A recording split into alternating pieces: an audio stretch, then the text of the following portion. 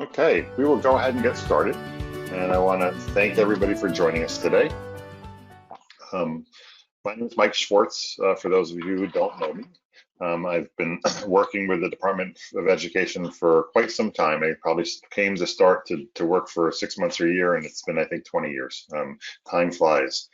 But it's been wonderful to work with the department, and I'm glad to be able to talk with you all today about the um, changes that are happening within the department in the i4see system to help you register students for the different assessment tests this coming fall. I'm going to start out with a little logistics. I will be sharing my screen here, and hopefully everybody can hear me and see the screen okay. If for some reason you can't see the screen or coming choppy or something, please put a question in the GoToMeeting control panel. And with that said, I do want to point out that everybody's muted. However, you can go to the control panel and go to webinar, and there should be a question section where you can enter questions. And I'll be watching those and pausing to take a look at those throughout the webinar. I also one thing I'm going to do right now, I'm going to actually pause for a second here, and I meant to do this earlier and I didn't. So in that control panel as well, there's an area that has handouts. And so I'm gonna load some handouts right now to that section. So you'll see a Q&A document that I've just uploaded to those handouts. And I'm going to show you these documents in a minute as well. There's a priorities document, and that's kind of what we're going to be reviewing today. So that's there as well. I'm going to be uploading right now the presentation. So this presentation I'm uploading is a handout in the control panel.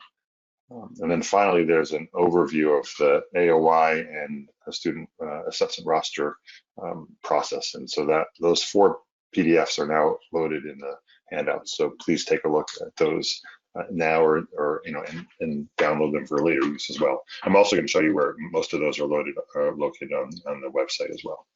There's a question about whether this information that I'm presenting today is different than August 11th, and the answer is no. This is going to be the same presentation that we went through on August 11th. So if you've already been through this presentation, I will not be offended if you drop off the call. Obviously, if there's a different question, something else may come up, but for the most part, I really think we covered everything last on the 11th, so you should be good to go. As I mentioned earlier, this is, and the other thing I do want to mention is, although you're muted, I definitely encourage questions. So please, I appreciate that first question that somebody asked, so people know what to expect today, and feel free to post questions in that question session of the GoToWebinar control panel anytime. Again, as I said, I'll be monitoring those. The topic today is the approach you're going to use to register students for the fall assessments. And this year is different for all of us in many ways, and we know this is a super challenging year. So I personally, I know everyone at the department thanks all of you out there in districts for all the hard work you're doing, all the hard work you did over the end of last year, and the hard work you're doing now to try to deliver education in a very different environment with a lot of virtual and hybrid education going on.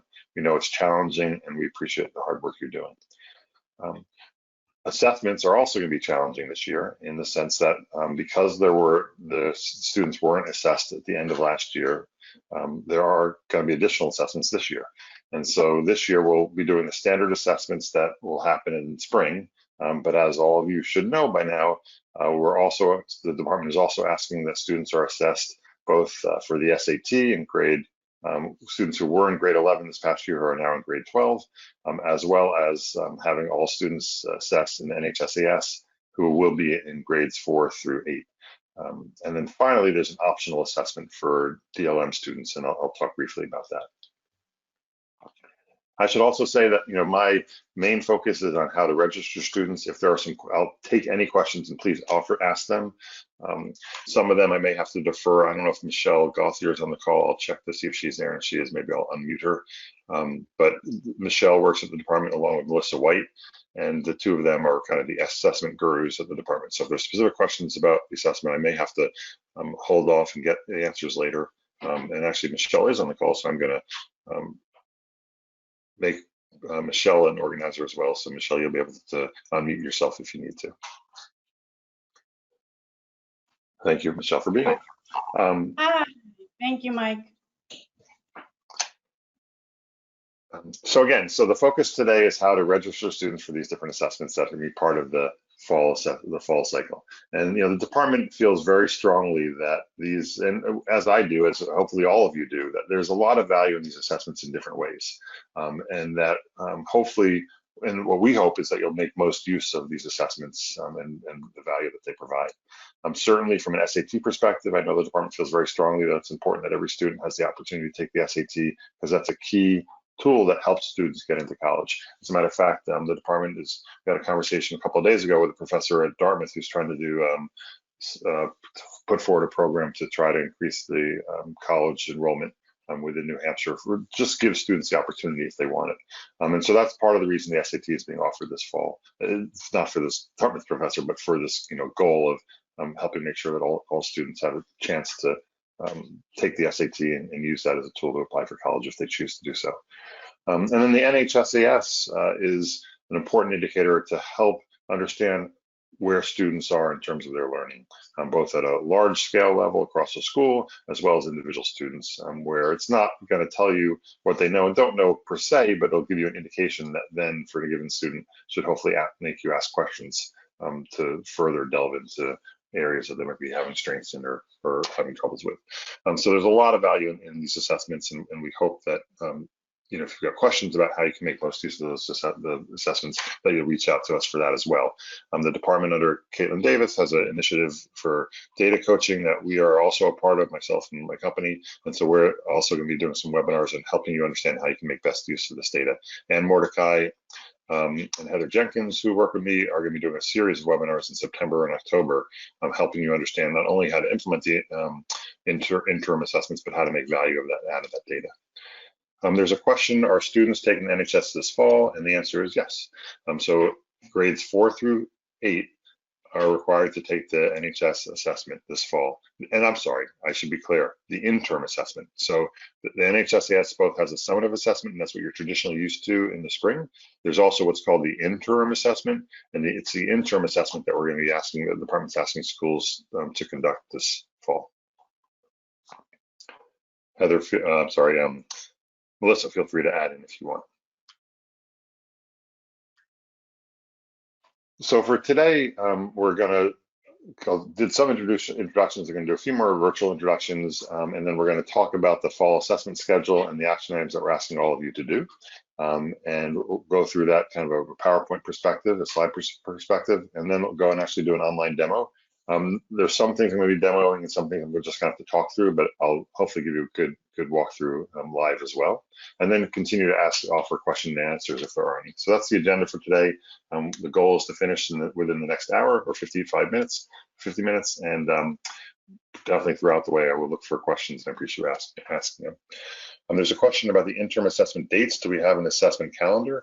And so the interim assessment should be taken, the window for most schools will be October 1st till October 30th or 31st, I guess, so the month of October. However, there'll be some flexibility if schools need a request for a little extra time. I know that's going to be possible, but the goal is that students, for most schools, that students will be assessed during October. And let me see. Okay, that answers the question so far. So there are a lot of folks that have been helping out in this effort behind the scenes. So I just wanted to kind of give kudos and appreciation to all the folks at the department and some consultants as well who've been working so hard to get this up and ready for everybody. Again, there's been so much work done in the background. Caitlin Davis, the division director, and also Melissa White in her role with Michelle over the academics and assessments have kind of set a lot of the policy and procedures and given the facilities to make this happen. There are a couple of folks I just want to point out. Lauren Hyder and Steve Laducci have been kind of the key development staff behind this. Michelle has done a great job. I'm so thankful to help with a lot of the help documents that you got access to. And it will be a great resource. Both Michelle and I will be great resources to you going forward as you have questions. So many thanks to all the folks who've been helping out. We pause again to see if there's some more questions. There are. We'll have some schools are going to have. Go ahead. Oh, hi, this is Michelle Gauthier. I was going to respond to, is it Kylie's question? Yeah. schools are required to offer the assessments, especially the New Hampshire SAS and the SAT. So if there's students that are remote, for the New Hampshire SAS, there is a way to actually administer the New Hampshire SAS remotely. And if the students are not going to participate in any one of the assessments, they can actually complete an opt-out form that the school district should have on file. If not, please let me know and I will put my email address in the chat box where the questions are. Thank you, Michelle. Thanks for watching the questions. And then, and Michelle's email is going to be on the end of the slideshow, so you're going to have it everywhere. Oh, too, okay. No, that's good. That's good. And the other thing I do want to point out about that is that Anne, and I mentioned Anne Mordecai and Heather Jenkins, they are going to be doing some webinars on how to help you understand how to administer the NHSAS remotely. So as part of those webinars that you'll see coming up in September and October, it'll include webinars on helping you understand that process. And one question that people have asked is whether there's a secure browser is required, and that's been modified. So our understanding now is that the new interim assessment interface will not require the secure browser. So that should make it easier for you to have folks do it remotely. The other thing to point out is that as part of administering it remotely, you'll actually have through the AIR interface. And for those of you who don't know, AIR is the company that used to manage the assessment.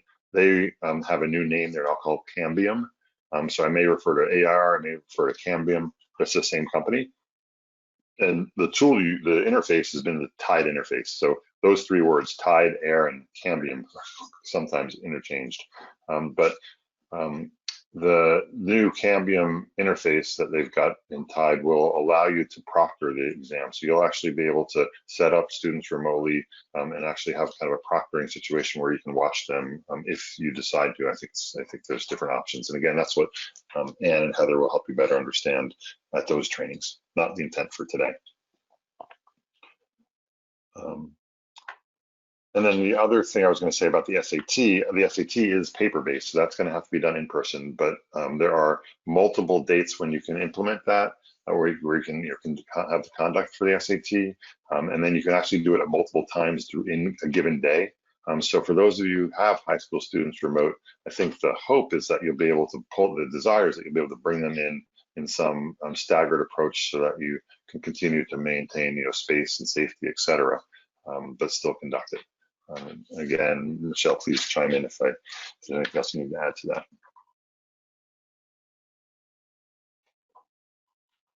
Okay, so let's talk about kind of the next steps and what you have to do. So there are really, again, the three assessments, and that's how we've organized the next steps so you can kind of think about it for each given assessment. So this first part is the SAT assessment, the second part is the interim assessment, and the third part is the fall Dlm assessment. So for the SAT assessment, again, this is going to be conducted in September and October, think of the timeframes. What will be happening is you'll be getting labels for all your students who need to take the SAT. And these are 11th graders from 2019-20 who will now be 12th graders most likely in your schools. And so those are the students that are going to be taking the fall SAT. We are producing, those labels are going to be produced by the Department of Education submitting to the College Board a list of those students who were in your 19-20 end of year files. So in i4see, your EOI files, that's where you submitted your enrollment at the end of the year. We're going to look to that file to produce, or to let College Board produce labels for your students who will be in your schools in the fall. Obviously, because we're taking because we're taking the 19-20 end of year data to determine what students were in 11th grade this past year, some of those students may not be in your schools in the fall, right? Some of those students may have gone out of state or for one reason or another aren't returning back to your school. So you may get some labels that you'll just tear up and throw away because you don't need them. Similarly, you may have some students who come to your school this fall because they moved from another state and now they're a 12th grader in your school. Those students you can assess And those students you won't have a label for, so you'll just bubble them in. So when they have their paper test form, they'll be able to, or either them or a guidance counselor or somebody will be able to bubble in the information rather than using a label. So the only thing we're really asking you to do is to look at these students in this new assessment roster, and I'm going to show that in a minute, just to make sure they look accurate. And so you'll be going into this new assessment roster in i4see, and basically you will see the list of all the 11th graders that you had submitted in your end of year file, who we assume will be moving into 12th grade next year. Again, and there'll be a couple of other caveats that I'll mention when we actually go through the demo with it. But that's the main concept, is just for you to take a look at it. All of you have worked, we know that all of you in the schools worked extremely hard in getting your end of year files accurate and updated and complete. So there really shouldn't be any issues here. You should most likely see all the students that you expected were in 11th grade this last year, and be able to test those students this coming year in 12th grade. And again, it's low pressure in the sense that if there's an extra student there, you can just rip up the label. If there's a missing student, you'll be able to bubble in the information on their test booklet, or they will. So that's the first goal. And you have to do that by actually August 24th. We have the 25th here, but that's the day we actually have to send it to the College Board. So we're asking you to submit it to review those by the 24th. So this week, early first of next week, I guess. That's the easy first exercise. The second one is to get ready for your interim assessments. So for the interim assessments, it used to be you submitted a submission in i4see called the student roster submission, or the incoming student roster submission.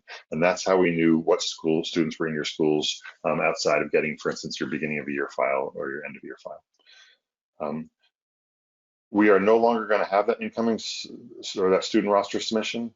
Instead, what we've done is we are renaming the MOI.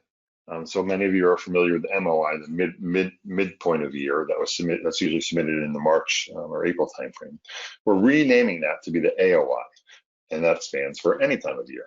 And the concept here is that we're asking you to submit, and the other thing I should back up and say is that the AOI, formerly the MOI, and the BOI and the EOI are all the exact same format, right? Every one of those submissions looks the exact same. They have the exact same fields, and they are, any of those are typically a report that you run in your student information system that downloads the enrollment information, and then you can upload it as a BOI or EOI or MOI, or now it'll be the AOI. So what we're looking for you to do is, instead of uploading a student roster submission in the fall, I'm asking you to upload this AOI submission, just the way you would have uploaded an MOI submission, just doing it at the beginning of the year. You'll be able to do it throughout the year. So you'll do it at the beginning of the year right now, prior to conducting the interim NHS assessment. And that'll give us the rosters for the interim assessment. You'll be able to upload an AOI, fast forward to next February or March when you're ready to do the NHSAS, and hopefully students are all back in the schools and the coronavirus is behind us. We certainly hope. But you'll be able to upload an AOI then and update your roster. And you'll be able to do it throughout the year at any point. Many of your schools may want to use the interim assessment, or there's also what's called the benchmark or modular assessments from NHS SAS. You may want to use those to help guide the instruction of your students. You'll be able to do that throughout the year. And to do that, you'll update your AOI submission anytime you need to update the roster of your students. That data comes to the department, and so in a minute you'll see this assessment roster that lets you see these lists of students. You'll be able to review those students in the assessment roster that you've uploaded in your AOI, and that's the data that is sent to the Cambium or the TIDE system to register students. And so I'll talk about it again when we're actually showing you this, but the basic concept is anytime you want students in the AIR system, they first have to come through an AOI in the assessment roster, and you'll be able to review it. And so if for some reason you don't see a student in the TIDE system in Cambium, the first place you would go would be the assessment roster to see if that student's showing up in your assessment roster. And again, when I show that, hopefully it'll make more sense. We are also pulling data from the BOI, but the main focus here is the AOI. And so we'll ask you to do that again between now and when you're ready to conduct your assessment in October, the interim assessment. And then the final piece is this DLM optional. And so I'm going to actually ask Michelle, if you don't mind, to describe the DLM assessment and who it's intended for. But I can tell you at a high level, the DLM is an alternative assessment that's used for the students who have the most significant cognitive disabilities or needs. So it's a small number of students. It's less than 1% in the whole state. Usually there was maybe 1 or 2 within your school or school district, but there's going to be an option for them to take the assessment this fall if they want. Let me pause for Michelle. Yes, so as Mike said, the DLM, which stands for the Dynamic Learning Maps Alternate Assessment, is only for students with the most significant cognitive disabilities. And if a student is eligible, it would be the IEP team would make that decision. So the IEP team would consist of teachers, administrators from the school, the parent, and it would be a decision made annually. And if a student is eligible, they would only take the DLM. They would not be registered for the SAT or the New Hampshire SAS. It would only be for the DLM. So that's the same grade levels. It would be grades 3 through 8 and 11 for English, language arts, and math. And then for science, it would be grades 5, 8, and 11. So if you have any further questions about DLM, please feel free to reach out to me at any time. Thanks, Michelle. There are some questions. There's a question too. I just want to make sure everybody got the answer about what subject areas are required. And so for the interim assessment, it's just math and ELA. So there's not a requirement for science for the interim assessment. And for the SAT, obviously it's math, not obviously, but it's math and ELA. Let me see if there's some other questions here. The student did not move on to be a senior. Do they wait to take the SAT in the spring, or do they test them in the fall? That's a great question. So students should be taking the SAT the year that they are in 11th grade for the majority of the year. So if the student was in the majority of the year in 11th grade for this past year, and maybe they are still in 11th grade in the fall, but they will plan on moving to be a senior very early on and potentially even graduate this coming year, then they would take it in the fall. If the students got to 11th grade this past year, but they're staying 11th grade for the majority of this coming year, then you can wait and they could take the 11th grade assessment this coming spring. I think the expectation is if they take the assessment this fall, then they won't be taking it again in the spring. They will expect not to take it again in the spring. And so the other way to think about this too, I think, is from a support perspective for the student. If the student's going to be graduating in 2022, so they'll be in school for another 2 years, wait till the spring, because that means it's going to be more valuable for them to take this SAT in the spring. Again, Michelle, correct me anytime I say something wrong. There's a question, so are we doing an AOI and a BOI? Thank you so much for that question, Holly. Absolutely, yes. The AOI is not replacing the BOI. It's not replacing the EOI. And I'll talk a little bit more about that as we go forward. But everybody will still be submitting the BOI just the way you always do after October 1st. You'll still be submitting the EOI at the end of the year.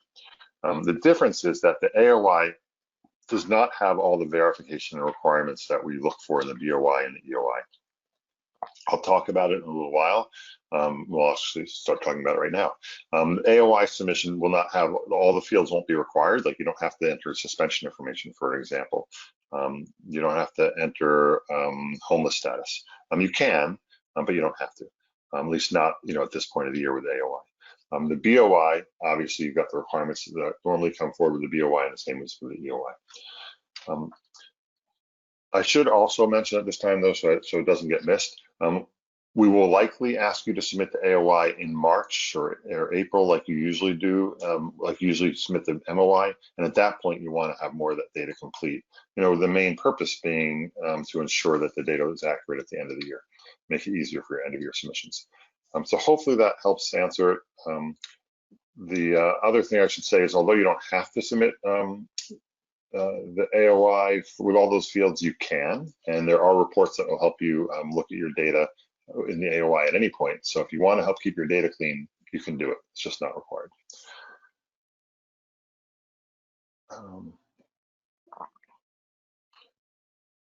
There's a question, should students with an IEP even take the regular SAS, or should they do the DLM instead?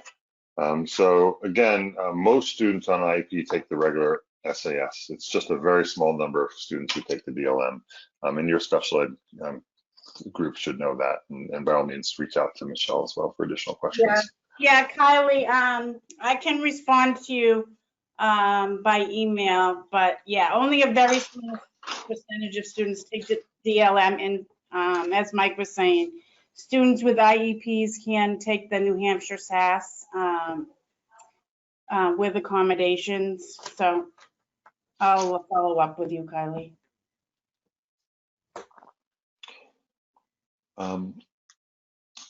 So let me continue on, and I'm going to answer Veronica. Don't let me forget. I'm going to answer your question in a few minutes.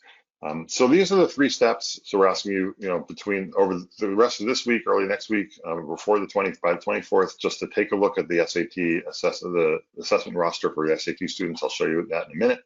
And then by October to have uploaded an AOI.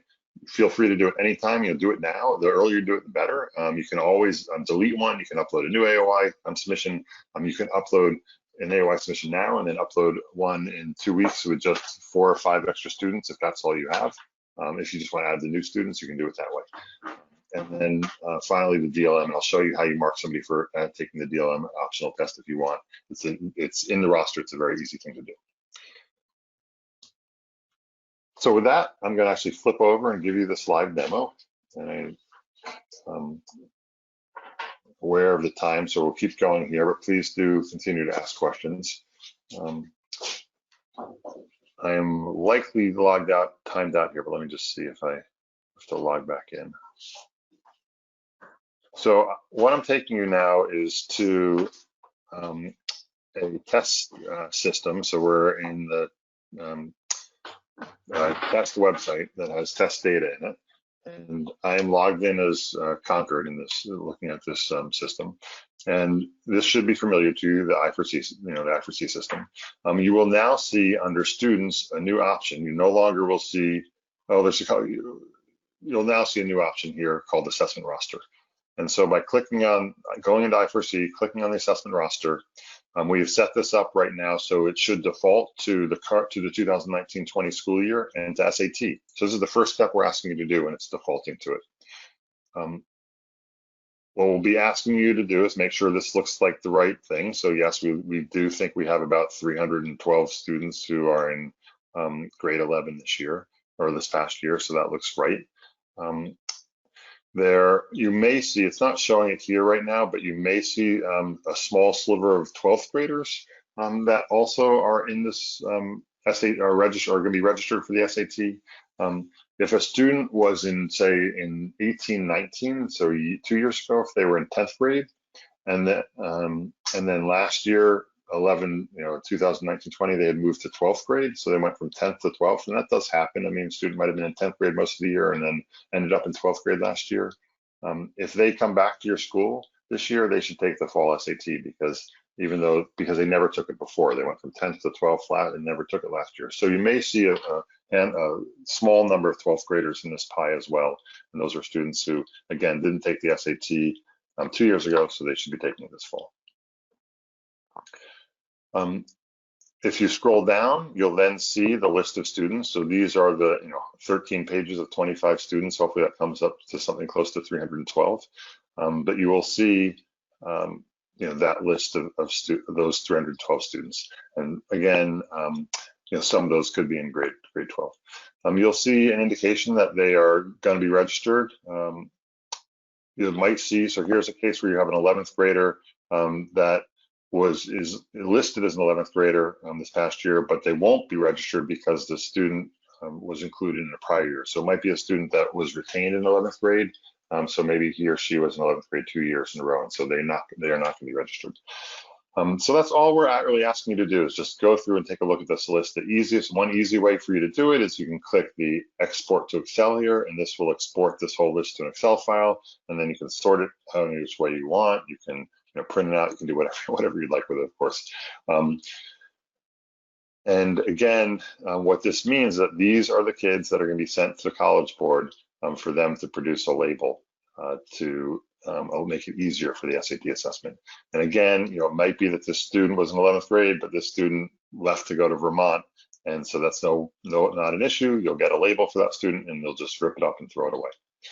Similarly, that may be, like I mentioned earlier, that you've got an 11th or 12th person who comes and starts in 12th grade this fall, came from another state.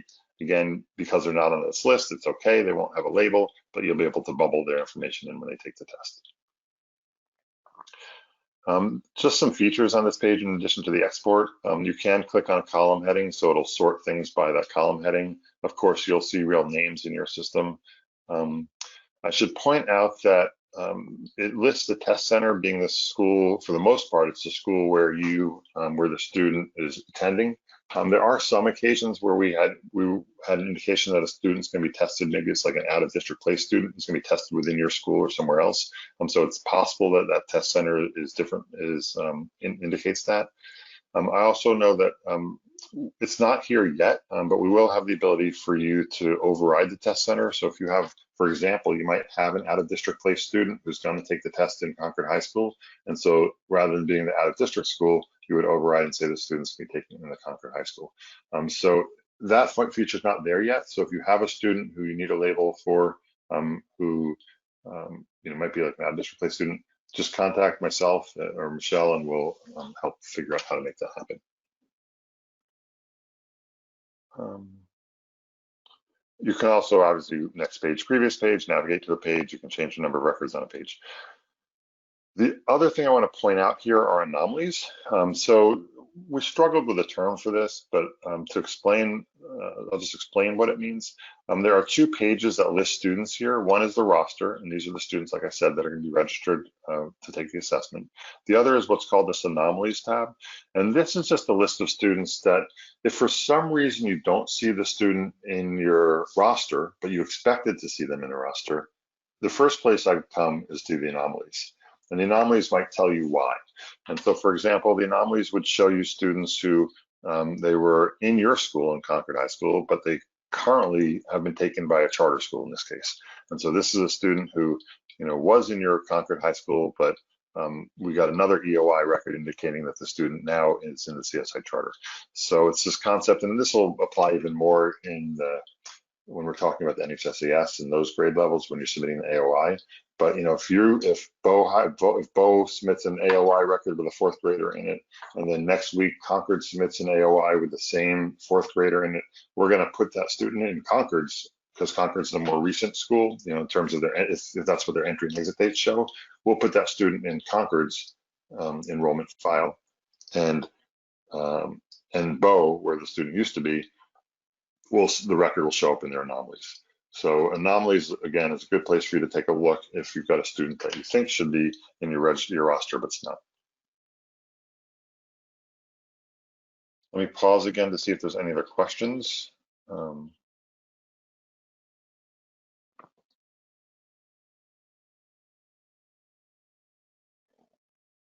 There's a question about, are you still doing the course and class uploads? Because I used the word roster and I appreciate that question. Thank you very much, Holly. So you do still do the course and class submissions. That's separate from this enrollment record. So the course and class submissions are still something that we require to make sure we know what teachers are teaching in your school and to make sure that students are being taught by teachers with their appropriate certification and the like. So that should still take place. Do the AOI uploads just add to existing submissions, or do we need to remove the previous upload? So we look across all the AOIs and determine based on the entry and exit dates where the student is most recently. So you don't need to delete the old AOIs per se, but if there was a mistake in a prior AOI, like for instance, maybe you include a student who wasn't really in your school, then I would encourage you to delete that old AOI or even delete that old record. Not required to delete the old AOIs, but certainly maybe good practice just to help clean it up. Should students that are withdrawing to take VLAC classes this year but remain in FT in their school be reported in the AOI, or should they be taking state assessments? And should they be taking state assessments? So this is a good question. And I don't know, Michelle, if you've come across this. There are typically two situations, like there's a situation where students are enrolled in a public school, but they might be taking some VLAX classes as well. Those students absolutely should be in your AOI because they're still your student in your school. If for some reason the student is going to be full-time VLAX, and so there are students who are just registered with VLAX and they're full-time in VLAX and they're really not part of your school anymore, then they don't need to be in your AOI, but they will be in VLAX's AOI. So hopefully that answers that question. And they do. They take the kids in VLAX just like any other charter school take the NHSAS. Yeah, that's a good question, Mike, and that I don't have an answer for that. I know that's a question among a lot of schools right now, so maybe we can get back to the group and I'll check in with a few colleagues about that question. Is it Jamie's question? Jamie? It was, yes, there was.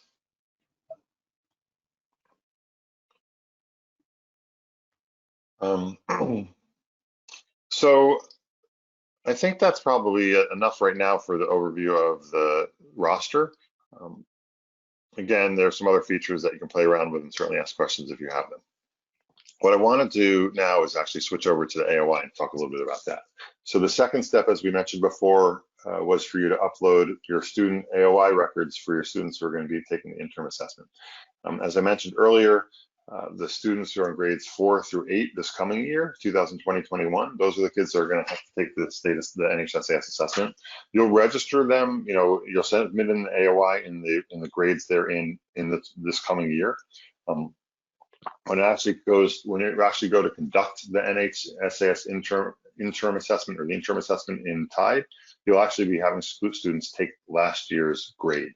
So your fourth graders will end up taking the third grade interim assessment. Fifth graders will take the fourth grade interim assessment, similarly along the lines.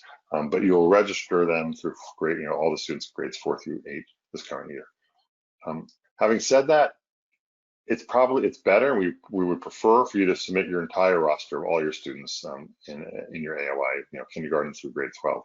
So it's best for you to submit your entire roster. At a minimum, you're gonna have to submit the ones for the grade kids in 4 through 8. The other concept I want to kind of convey in this is that we shifted from this idea with the student roster of you having to identify what students need to be tested in a given grade. That was the purpose of the student roster, was for you to tell us, here are the students in this grade that need a test. We're switching by having you submit the enrollment files for you to really just tell us, here are the kids in our school. Here's when they started, here's when they finished, here's what grade they're in. And then we use that information to help you understand which students need to be tested, just the way we kind of described with the SAT. So hopefully this will be easier in the sense that we're not asking you to think about which students need to take the test. We're asking you just to tell us what students are enrolled in your schools and what their entry and exit states are. The thing you've been doing for years with your BOI and your EOIs and the MOIs. So to submit the student roster, you'll do it, and you'll do it like you typically do it. You'll go to upload files. And I'm going to have to give a disclaimer right now that I just tried this. I'm again in this test region where there's constantly changes being worked on. And I tried this out before we spoke earlier. And there was a problem with it, so it may not be working. So I'm going to show you as much as I can, but there may be some, I may not be able to show you everything. And I also apologize, I'm hesitating right here because I also just got a message just to remind everybody, when we say you should be assessing kids in their current grade and that we're looking for you to just submit their enrollment files, there is also some limitations to what we can confirm. For example, you should be assessing kids in the grade that they spent the majority of the year in. So, although you submit a record to us in fourth grade, in the AOI, if you know that student's only in fourth grade for a month and they're going to be switching to fifth grade for the rest of the year, then you need to consider them a fifth grader and make those types of adjustments on your own. But let me get back to how you submit the AOI. So again, before the kids are tested in the interim, this September, you should be doing this, or as early as now. You'll come in, you go to upload files, you'll choose submission types, and you'll now see the MOI is no longer here. Instead, we renamed it to AOI. You'll select the Aoi Enrollment. You'll choose the file. I've got a sample file here that I put together. Mine has headings, so I click Remove Headers, and I can put a comment in that this is a test file, and I do my pre-check formatting, and it should come back showing me all the records. And so here are my test records that I put together for Concord, and I can go ahead and now submit the data to the department. This step may not work because this is one of the steps that wasn't working earlier today, but we'll give it a try. This is now going to upload the file. One extremely important thing that I probably should have mentioned earlier to alleviate some concerns is that these files did not have to be district verified. These AOI files did not have to be certified. All you want to do is make sure that they're batch verified at the minimum level. And this isn't working right now, so I'm just going to have to skip this next piece. But this typically would have uploaded the file. You would then go to your work queue, and in the work queue, you should then see the submission. And I think I may see a submission here once we get to it. Again, you will want to make sure that the submission, which said upload failed, actually got verified. And this again said upload failed because of the problem we're having right now in the test system. But you'll upload the AOI. You'll make sure that it gets to batch verified, so you'll have to clean up any mistakes or any errors in your data to make sure it gets batch verified. And then you're done in terms of uploading the file. Again, you want to go back to the assessment roster to make sure it looks, all your students are showing up there, but you don't need to go past the batch verification. Having said that, you can go past the batch verification. You can go ahead and district verify if you want. Again, if you want to help just kind of clean up the data throughout your district, you can do that, but it's not required. But can't say strongly enough or can't repeat enough, it has to be in a verified state for it to get to the assessment roster. So we will only be putting records into the student assessment roster that come from verified batches, either batch verified or district verified. If it's in a batch editing state, for example, that data won't make it to the assessment roster. So that's what we're asking you to do is upload the AOI file. Again, recommend you do it for all students and make sure that gets to be batch verified.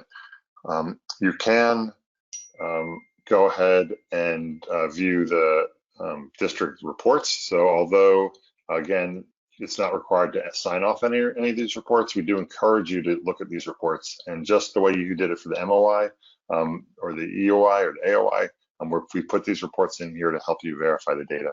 So for example, you can click on the count of unduplicated assassins per grade. And although this isn't working because of the problem right now that we're having tests, this would bring up the report. It actually might work, so I'll give it a try. But this will bring up the report for the number of students by grade. And again, there are a whole series of reports that might help you verify the data is accurate. The other thing I should point out while this is waiting is there will be a delay from when you upload the AOI to when it gets into the assessment roster. So that won't happen until the next day. So you'll have to upload the AOI, for example, today. And yeah, I'm sorry, this report's not working right now. Or maybe it's just taking a minute. You'll have to upload the report today. I'm not going to stop anymore. You have to upload the AOI file today, and then the records from the AOI file will make it into the assessment roster tomorrow, both the assessment roster and the TIDE system. We are working to see if we can't try to speed that up so that the AOI gets loaded into the assessment roster quicker. But for now, realize that it might not be till the next. It won't be till the next day.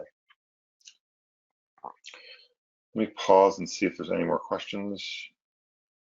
Our current 9th graders that were 8th graders last year were required to take the interim assessments. Great question. Thank you, Bonnie. The answer is no. 9th graders are not required to take the assessment. It's just grades 4 through 8. So last year's 3 through 7th. Having said that, there's good value in having the 8th graders take it. In 9th grade, as a matter of fact, Ann Mordecai, who's going to be doing some of these trainings in terms of how to use the interim assessment and how to look at the data. I know she'll encourage it. Your 9th graders and even your 10th or 11th graders can take the 8th grade assessment to see what areas you might want to focus on some remediation.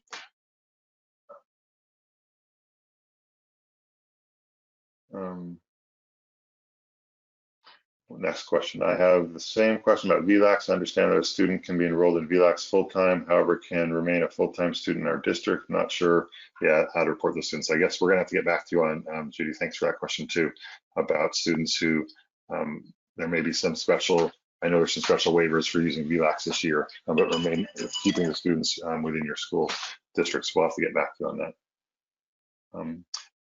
So enrollments will include remote students? Absolutely. The AOI should include your students who you're educating virtually. So, not talking about VLAX now, but just talking about your own virtual training you're doing within your schools. Those students should be included in your AOI. What about students that are applying for remote learning this year? Do they need to complete the interim this fall? Is there concern that parents, et cetera, seeing the test questions, supporting the child at home, et cetera? So yes, you should be students who are participating in virtual education within your school districts, in your school where your teachers are teaching them virtually. They should be included in the AOI.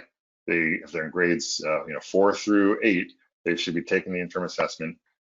This assessment tool will allow you to proctor, so you'll actually be able to pull up the students and watch them as they're taking the test. We know that doesn't mean that every student's not going to find a way to try to improve their score. I think most importantly is to just encourage a student to, as you always would, to let them know that the value in the assessment is understanding where they really are, not where they might be getting help.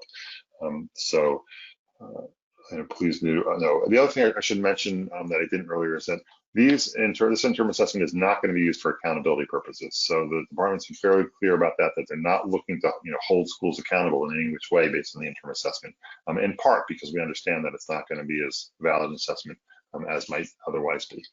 So I should have mentioned that as well.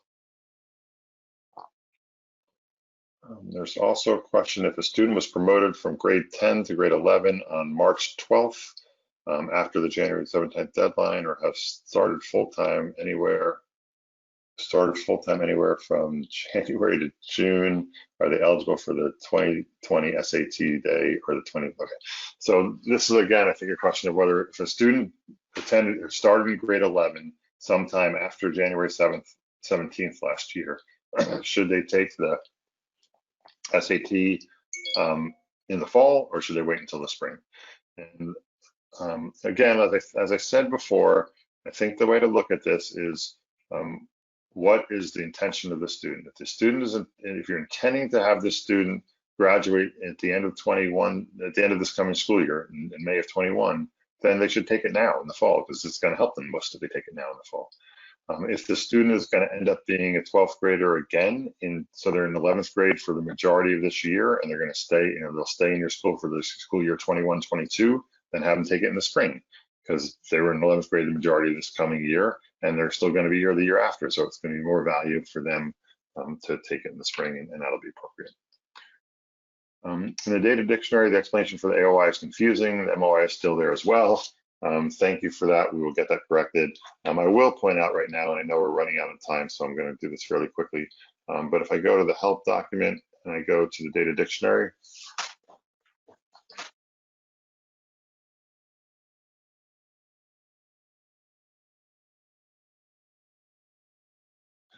so I'm sorry, if I go to the data dictionary here and I go down to the AOI, one thing I did want to point out, I mentioned earlier, most of the fields are not required. So again, once this comes back, you'll see that all these things say blanks allowed for diploma, half days in attendance, etc. So again, you can enter these fields. The reports will help you validate this data, but it's not required. And we will update this description just to make sure it's more accurate. I'm going to plug my computer in because many of you might have seen that my battery is about to die.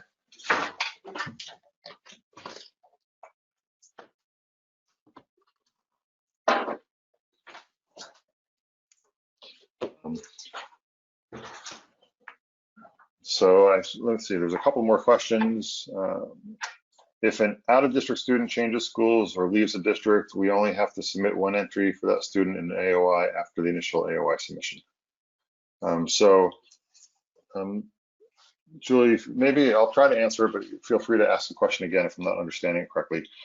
If you have anytime a student changes school, anytime they exit your school or they switch, another out-of-district school, you should go ahead and submit an AOI that indicates the new entry and exit date for that student. So maybe the student entered on September, they were in your school until September 15th, and they entered again on September 16th, that you have an entry saying they moved to an out-of-district placement you would submit that additional AOI record. That's ideally what you would do to keep it accurate. Again, if that student's in grade 1, you don't necessarily have to do it because they're not going to take an assessment. Paul asked, after an AOI submission and students come in the next day, will the school be able to still use the real-time student roster, or will another AOI have to be uploaded? So right now, we don't have the concept of the real-time student roster is not updating the AOI. So we are asking you to submit AOI records. What you can do is you could go to your work queue and you could edit an AOI and simply add a record to that AOI batch. We'll look into getting the ability for you to do real-time AOIs if that's helpful. And I suspect it will be helpful. So I think Lauren Heider's on this call. Lauren, make note that we should, or Steve Luducci, if you're on call, we should probably have a student real-time AOI that simply adds a record to the AOI submission. But for right now, we'd ask you to submit a new AOI. And then the question is when we'll get to tied. So again, if you upload a record in an AOI today, tomorrow you'll see it both in the roster, and you should also see it in tied that next day as well.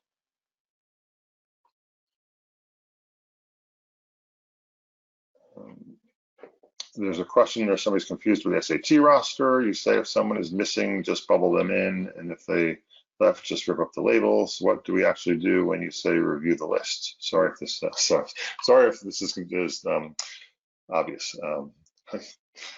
So let me say it one more time. So if I go ahead, I'm going to go back to the student assessment roster.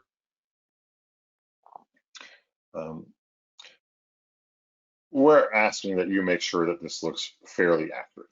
Now, if you see any big mistakes, you're missing 50 students, you're missing 20 students, you don't know why a student's here. This reflects your end of year data. So if there's a mistake here, it's probably because there's a mistake in your end of year data and we might want to get it corrected. So I think that's what we're asking, is just really looking for gaping mistakes, or if you find something that you're just confused about, you want to just make sure your EOI data looks correct. That's what we're looking for you to do. Other than that, the labels we reproduced, and like the question asked, it's not a big deal, because if you have an extra label, you'll rip it up, or if you need to bubble someone, you can. So hopefully that answers that question.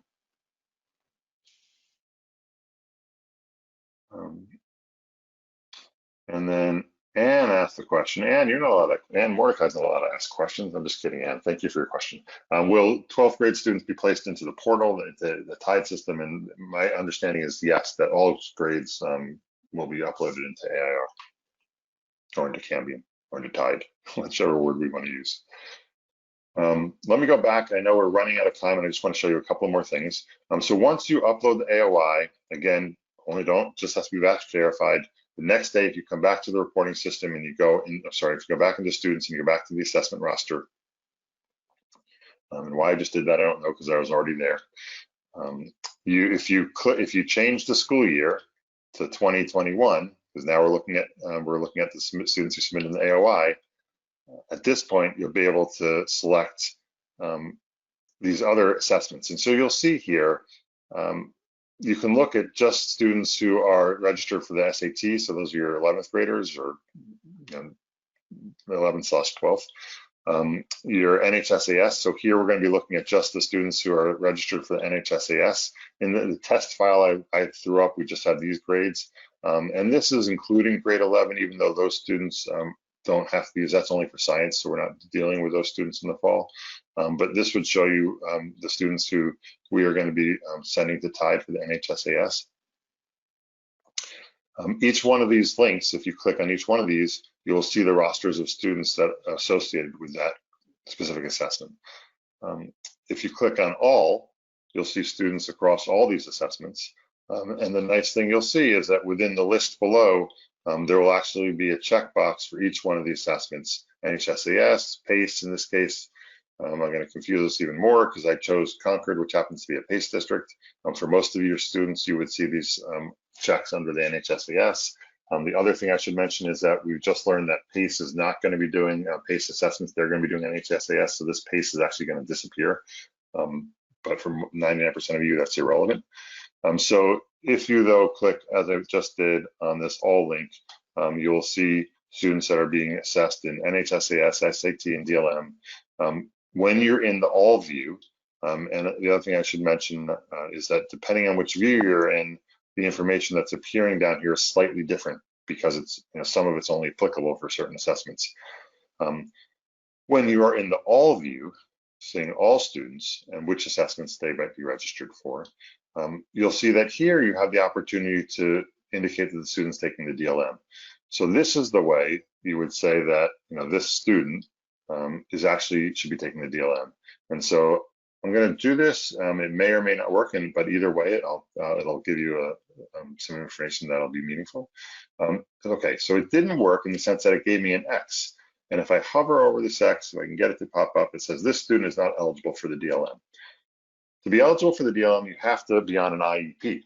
And so this student evidently is not on an IEP. And so it wouldn't be something you would likely do. And if it is something you try to do, you try to give the student the DLM, say the student's taking the DLM, but they're not an IEP, then there's a problem. Either the student shouldn't be taking the DLM, or there's a problem in the special education system where the student's not being identified on an IEP. If the student was on an IEP, then when you click the plus, this would become a check, and this student will be registered for the DLM. We will also be loading this information with students who are EL students who are taking the WIDA or access test. So again, based on the ESOL rosters that are submitted to the department, you'll be able to see which students are being registered for the WIDA as well here, for those of you that understand that or deal with that. The other thing I want to mention, I apologize I'm going so quickly here, but I do want to mention that some of you, for the NHSAS, you have the ability to load in the TIDE system an assessment grouping. And so there's no assessment grouping in the AOI. And so we're giving you a separate way to indicate those groupings. So it's not a mandatory thing, but if you want your students to have a grouping, and you would see that grouping if you click the NHSAS. If you want the students to have what's called an assessment grouping, and what that's used for is it groups students maybe for your proctoring within the TIDE system. You could put in an assessment grouping for each student. And so in our example here, where we did some test data, we have these students tied to maybe a teacher's name or something. To give students an assessment grouping, there's a feature here that says import assessment grouping. And so if you click on this import assessment grouping, you basically choose a file that you have to upload that just has 2 fields in it, the SACID and the group name.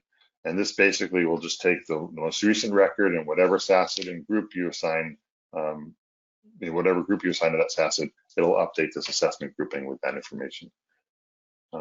I know I've said that very quickly and we're running out of time, so I'm not going to go into more detail, but if you've got questions about how you upload assessment groupings, by all means, please email me.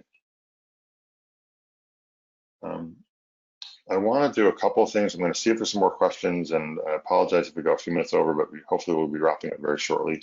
I want to point out that there's a help area here, and those 4 documents that I talked about at the beginning in terms of some help documents. If you go to the support desk under the help section on the i4see workbench, the support desk has an area for this assessment and registration. And so you'll now see, I think it's actually a new category. Just bear with me while it comes back here.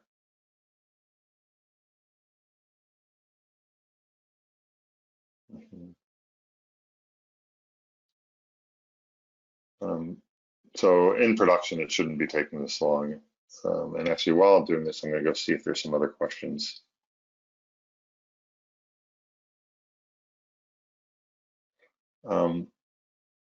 There's a question while this is coming back. Can we see past assessments for students who are now ours? There was a change in state legislation about 2 years ago that now allows the Cambium or AR system to be able to present to you past assessments. It's only for 2 years. So I think it's the 17-18. No, I'm sorry, the 18-19. The 18-19 would be the first assessment year that you could see. And then carried forward, obviously there was an assessment. There were no assessments in 1920 unless you did an interim assessment. So going forward, starting with the 18-19 data, you should be able to see historical data in the TIDE system. we are working on that. So it may be that Cambium hasn't gotten that working yet, but that is the intent. So you should, in time, you should be able to. Also, for those of you who use Performance Plus gives you, the data back for many, many years. So that data is available there if that's something that you have access to. So pointing out, if you go to that help page, so again, if you clicked on the help support desk, that brings you to this page. You'll see there's now this thing. This is i4see, ESS, ESOL, and assessments. Within here, there's now assessment and testing. And so this new section has the links in the documents that I showed you. And I can't encourage you enough to take a look at these. All these documents actually already have open, so I'm just going to show you real quick. This priorities, it's called the Assessment Roster Priorities document. This has everything we just talked about. So all the items we talked about, the 3 priorities about checking the SAT, about the interms, it describes what your action what action we're asking you to take. And if you scroll down a little further, it actually gives you a further description of the action and exactly how to do that with even a screenshot. So I probably should have showed you this at the beginning just so you had it. Maybe some of you already took a look at it because I did point out where you could get those. The assessment roster overview, although it says the word overview, this is really kind of a detail overview that has all the different functions highlighted. So all these different components of this roster page are highlighted here. And then underneath it, for each one of those items, we talk about what they do and kind of what it means and the information you'll get on the roster page. So these items 1, 2, 3, 4, 5, 6, 7 are all detailed out below 1, 2, etc., down to 7. And then further below this is information about the AOI. So this talks about the AOI and tells you a little bit more about everything we talked about, how you upload an AOI. So realize those 2 documents are there. Also in the middle of this is the contact information. So again, you'll have this in multiple places, but you can always reach out to Michelle and myself. And I'm going to leave a slide on at the end that has our contact information. And then also we recently posted a Q&A document. So there's a Q&A that answers some of these questions that you've had. So we encourage you to look at the Q&A document as well. So with that, I am going to, because we're getting over time, I'm going to leave this contact information up. It's got my email address and you have Michelle's there as well. And it's in the handouts, and I'm going to see if there's any other questions. There was a question too, and I somewhat briefly talked about that incoming, about the real time. So just do want to point that out. The real-time student roster we are going to be removing, and we hopefully will replace that with something like the real-time AOI. The real-time entry and withdrawal for high school students, that still exists, and that we still encourage you to use if you want, because it helps inform schools to make sure students transfer from one high school to the next and don't end up dropping out. Okay, so with that, I'm going to look at some of these questions and see if there's any more to answer. Will 12th grade students be loaded into the portal? That was Anne's question, yes. I am still not positive if I still do the student roster upload. That was very long putting else. I'm sorry. There's a question if you do the student roster upload for your PE, music, and other teachers. I apologize, Holly. I'm not sure I understand the question. So if you want to try to ask it again, you should be doing the AOI for all your students in all grades and all subjects, if that helps. And you do want to do the class and course uploads for all your teachers. Bonnie, when students join as 6th graders, their 5th grade assessment reports are rarely in their CUME files. That has improved with the faster report turnaround time. So for folks, again, so I think the question is, if you've got a 6th grader, how can you find their 5th grade assessment results? And going forward in AR, it's our understanding that you will be able to do that. So hopefully that'll be a big improvement. Oh, Betsy said that I have until 2:30. Thank you, Betsy. And I apologize if I've been rushing too fast and that's what people's expectations were. Well, there's a question about where to find the handouts, so hopefully you've got that.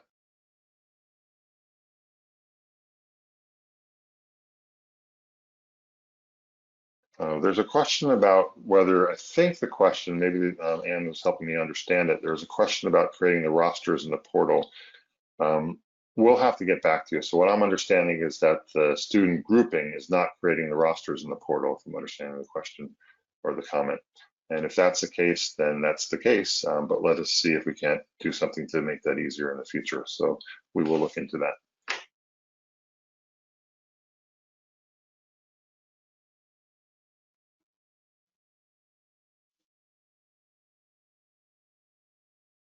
Just sorry, I'm reading through the additional class questions.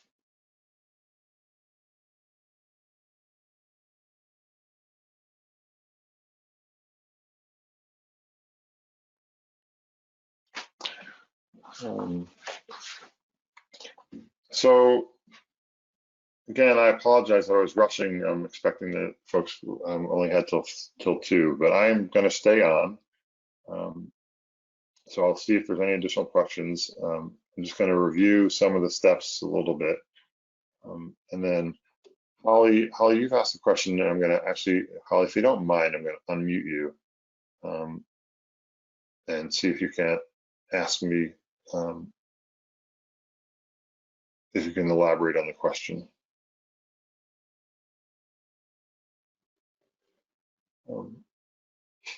So Holly, if you are there and you okay. Yep, I am.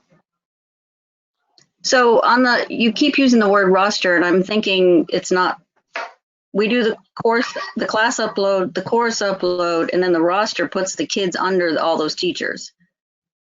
But it means I put my whole school in PE because we have one PE teacher and the whole entire 140 kids under music and all 140 kids under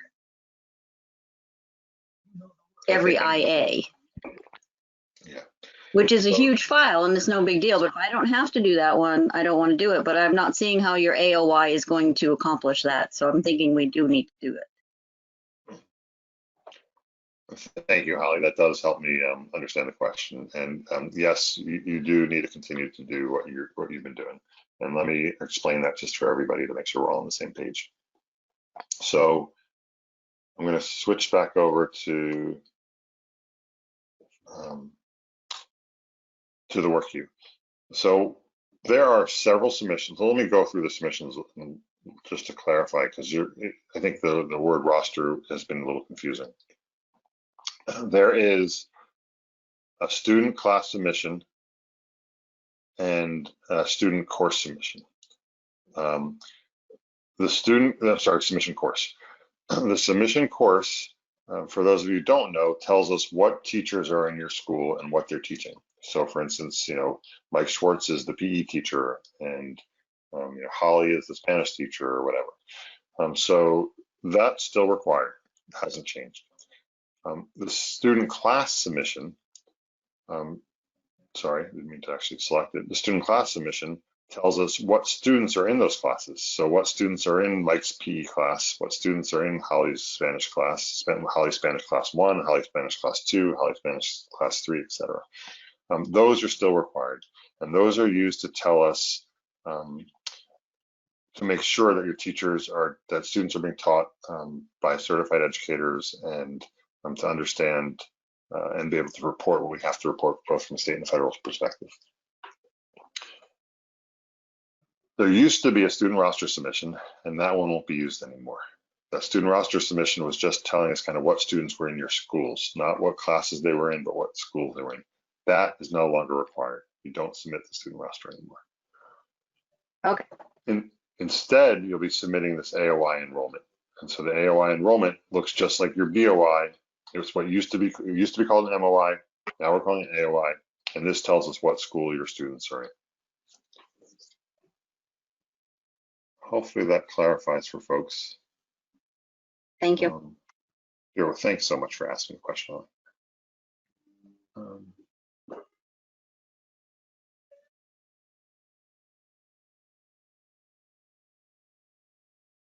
There's a question about the documents and handouts. So let me explain one more time. So on the control panel, and go to webinar, if you click on handouts, there should be the same place where there's a questions section. There should be a handout section, and the 4 handouts that I pointed you to before are in that handout section. So you should be able to download them there.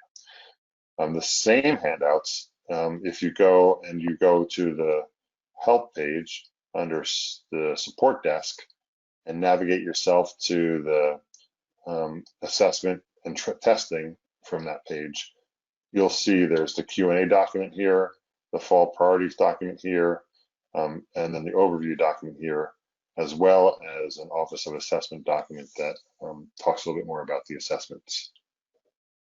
So you can click on any one of these, and if I clicked on it, it'll basically just open that document.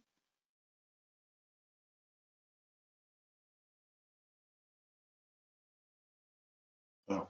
There's a question about being able to print tickets in i4see like you used to do. So we will, I suspect Lauren Heider is still on the call, and this is, Lauren had created this a while back. So that's currently not available. And so again, this was something where you could print a report that gave you a list of all the students organized, I think, by that student group that you might have used for tickets. We can add that report back. So we will put that likely, I think where we'll end up putting it is under, well, we'll have to talk to Lauren. But either we'll put it under the assessment roster page, or we'll put it under the district validation for the AOI. But we will be able to put that report back if that seems to be helpful to some schools. Thank you for that question, Leah.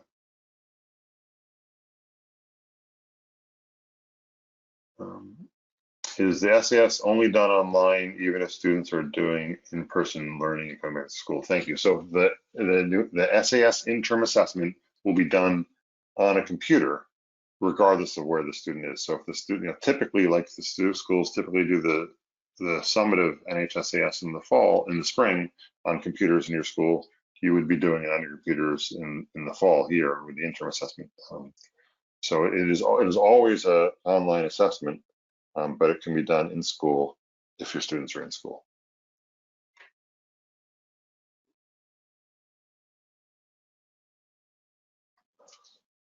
There is a question to have the student roster removed. And I just want to see, because I know on the test system it was there, but I thought maybe this was talking about the real time too. But I'm going to log in production just real quick just to make sure I'm seeing it correctly. So if I go to upload, I've got to choose a district.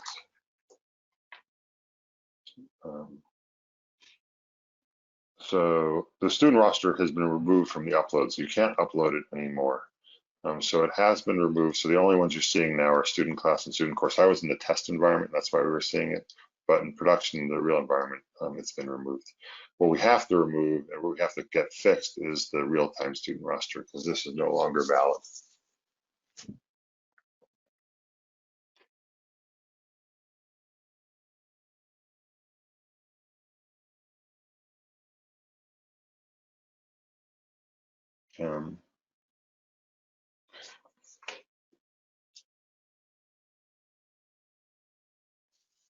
Yeah, so again, there's a question about being able to print the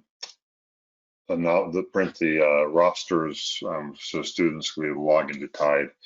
And again, a couple of things. One is we can definitely look into putting that back.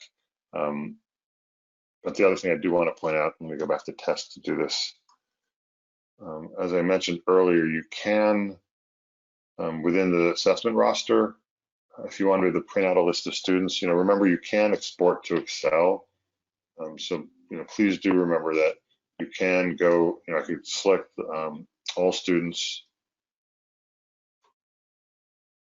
and then I could export all students. Actually, we were talking about NHSAS, so I would choose NHSAS and then click export.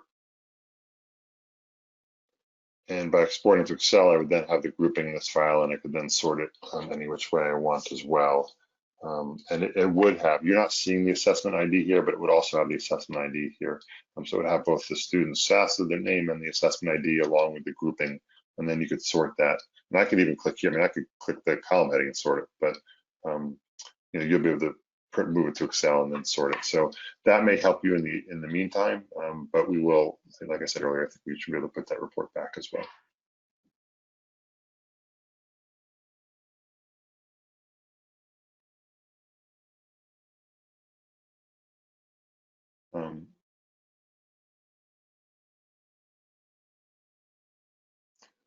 Betsy, can I unmute you too, just to make sure I understand what's needed?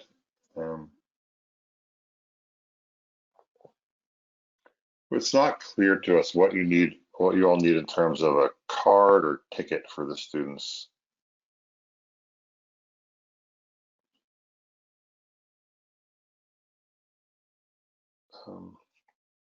Betsy, can you talk to what you need?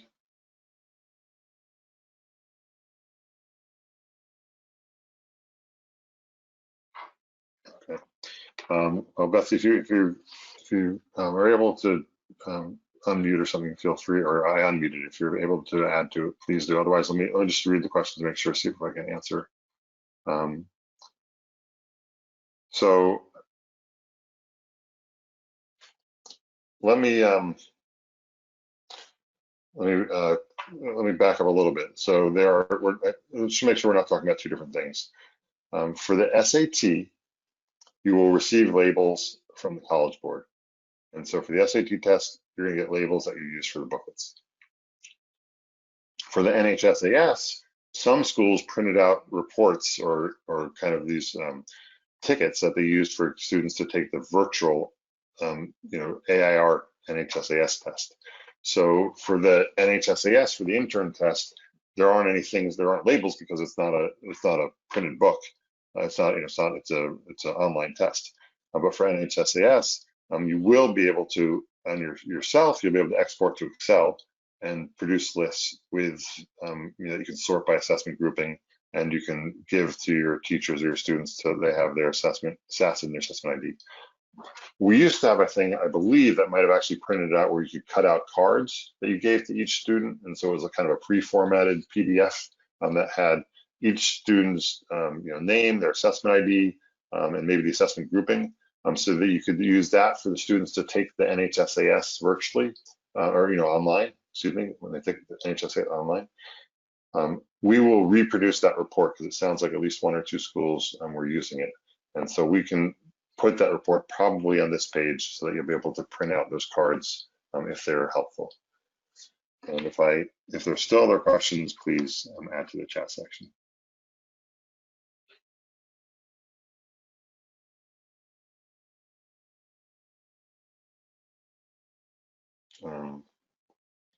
There's a question about how will you hear about some of these questions that we said we get back to you at. One in particular was the VLAX issue. We'll probably do two things, at least two things. We will update on this help document that I pointed out earlier. If you go under help and you go to the Q&A, we'll add that to the Q&A document here. The other thing we'll probably do is just take everybody who's on this call, and we'll send you an email with that updated FAQ. So you'll get it in email, but you can always look back for it on the help page as well. And the question is, will the export include the assessment ID? And the answer is yes. The export will include both the assessment ID, the SACID, and the name.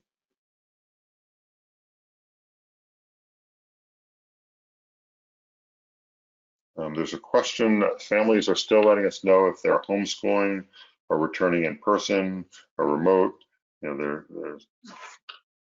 Has there been extension to the deadline for submitting the submission course and class roster uploads? Yeah, the submission course and class uploads are not there. They are not due immediately. So definitely wait until you have all that settled before you submit the course and class submissions. For those of you who use Performance Plus, that is used for your teachers to be able to access their students in Performance Plus. So that's kind of the main thing driving the need for you to get your submission course or student class uploads in place. But otherwise, there's not a rush to get those in place. The other thing I should mention is that we are including homeschooled students in these rosters.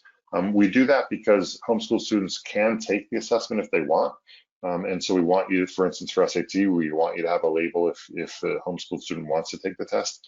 Having said that, then they're not required to, so you don't have to. So Again, realize that you might have a homeschool student registered that if they're not taking the assessment, if it's an SAT, you can rip up the label. If it's a NHSAS test, then they just don't have to be tested. It's okay.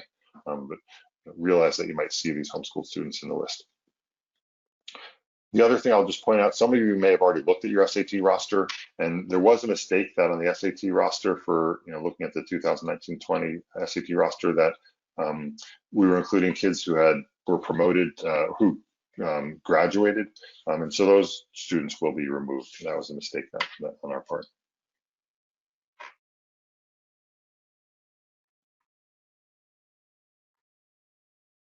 I think I might have caught up with questions, but by all means, keep asking them if there are any more, and else we will stay on for a few more minutes. And Betsy, thank you for letting us continue for a little while.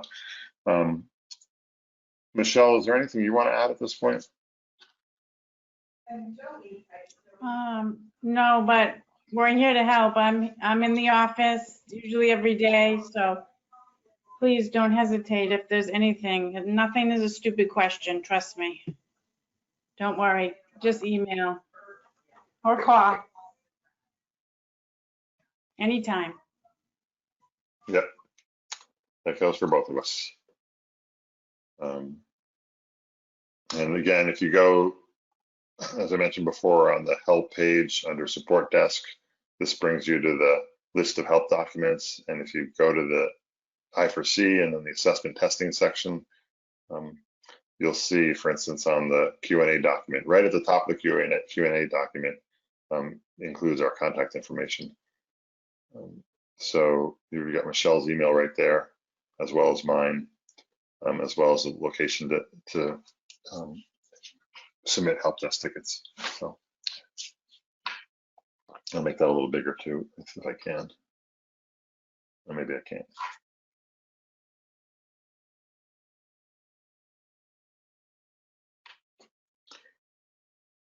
Let's see if we've got any other questions.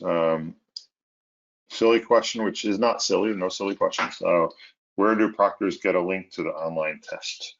So this is, I think, a question of where, I'm assuming this is for the NHSAS because that's the online one. It will be similar to the process, I believe, that you used for the NHSAS regular summative assessment. It will be similar for the interim assessment, but Anne, as I mentioned at the beginning, Anne and Heather are going to be giving some webinars on that topic. So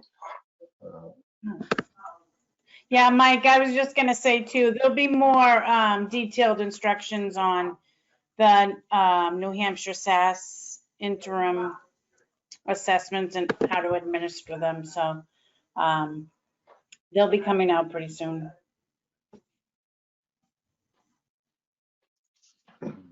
And then Anne mentioned the website is nh.portal_AIRAST.org. So it's the same portal that you used in the past.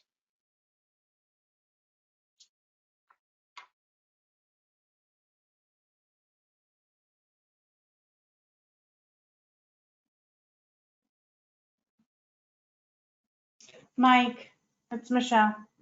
Yeah, I knew. Hi. I knew that. Would you be able to either email the participants or list of participants so I can send them a few of the opt-out form and the assessment schedules? Absolutely. Okay. Yeah, I'll get you the list of all the registrants, both from this one and the August 11th one. Oh, perfect. Okay, thank you. Yeah, no, that's great.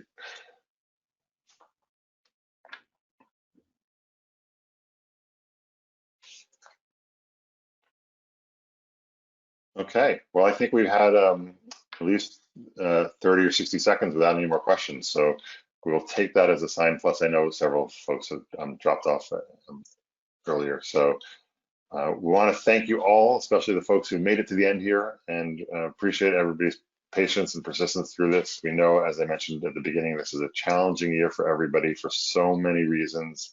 We know this is hard, so we don't want you to struggle. If there are things that are taking too long or you're finding difficulty with, as Michelle just mentioned, please reach out to us. Not only is there no silly question, but we don't want you struggling. And so frequently, something you're struggling with, we might be able to, guide you to an answer very quickly, or, potentially fix something to make it easier for everybody. So please reach out to us. With that, thank you so much, and have a wonderful rest of the day and good week. Thanks, Michelle, for joining us. Thank you. Take care.